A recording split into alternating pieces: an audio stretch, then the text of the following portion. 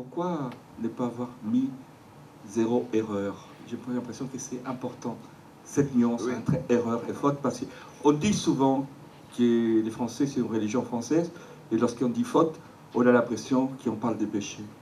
Bien sûr. Non, mais c'est le fond du problème. Et c'est ce qui fait problème. C'est que l'erreur orthographique soit une faute. Et là, c'est pas... Vous savez, souvent, il y a de l'inflation verbale. Hein. Je suis terrifié. Non, on n'est pas terrifié.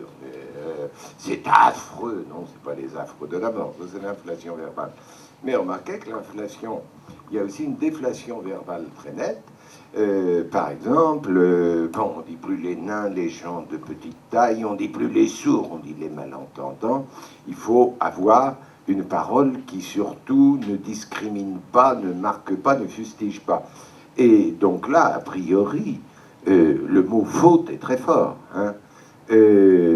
Pour dire faute, il faut avoir au moins une sanction judiciaire comme justificatif. Et c'est effectivement tout à fait effarant que non seulement pour les erreurs graves de grammaire ou de vocabulaire, mais même pour des histoires d'accent, de traits d'union, de consonnes muettes, etc., on parle de faute. Mais si on parle de faute, c'est que toute la France, depuis 150 ans, a été structurée mentalement, symboliquement, dans l'idée que la plus légère anicroche à l'orthographe est une faute. C'est-à-dire, ce n'est pas une erreur, un manque de savoir, c'est un manque de savoir-vivre. Cela prouve que la personne n'a pas de qualité, n'a pas de confiance, n'a pas d'éducation, n'a pas de culture, et tout le monde a le poids de la honte, la menace du ridicule, si jamais il est surpris en délinquance orthographique. Donc, effectivement, tout le problème est là. Pourquoi la moindre défaillance en matière d'orthographe n'est pas une erreur, mais devient une faute qui entache la personne et non pas son savoir. Et vous parlez souvent dans le livre d'évolution nécessaire de la langue, et vous avez fait référence il y a 150 ans, et vous parlez du 19e siècle. J'ai dit évolution et 19e. On a l'impression que le 19e, c'est l'époque de la glaciation de la langue française. Ah oui, non, mais complet. Parce que ce livre, c'est d'abord un livre d'histoire. Voilà.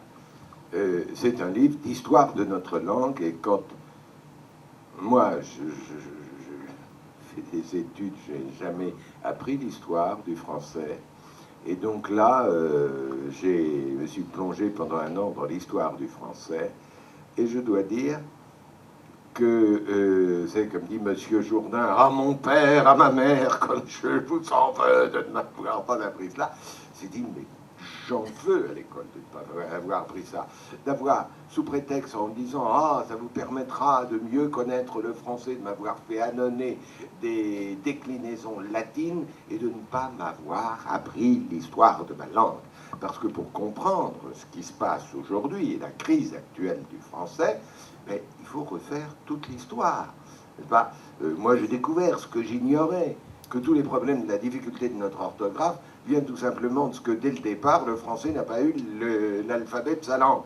Bon, il y avait une langue un peu latine, germanique, etc. On a voulu l'écrire. Seul alphabet disponible, c'était l'alphabet latin. Il se trouve que les sons de l'alphabet latin correspondent au latin, mais qui ne correspondaient pas du tout aux sons de cette nouvelle langue. Donc on a commencé à jongler avec ces lettres. Et dès le départ, on a compliqué le tout. Et quand on a réussi à peu près à faire des mots qui rendaient, pensait-on, les sons du français, à ce moment-là, on a remis dedans plein de consonnes latines pour voir les origines latines. Au total, on s'est retrouvé avec une orthographe d'une complexité inouïe dès le XVe siècle, d'une lourdeur, et qui n'avait plus rien à voir avec la langue parlée.